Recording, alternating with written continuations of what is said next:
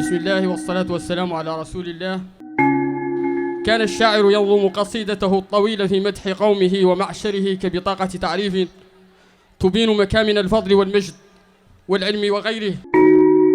اليوم حالة العولمة والرقي الفكري قالوا دون ذلك لنتخذ هذا المهرجان بديلا ونعتبره بديلا لتلك القصيدة الطويلة.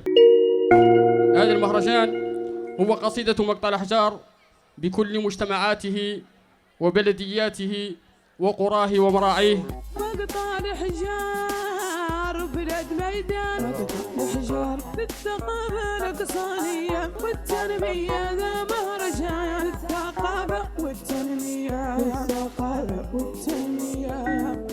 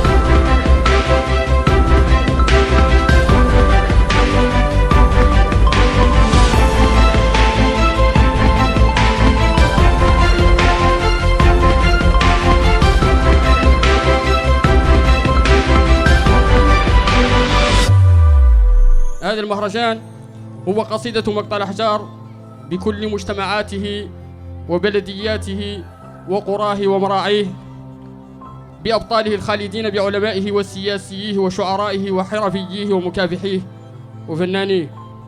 نتمنى أن تكون هذه النسخة على حجم الحضور الذي يشرفنا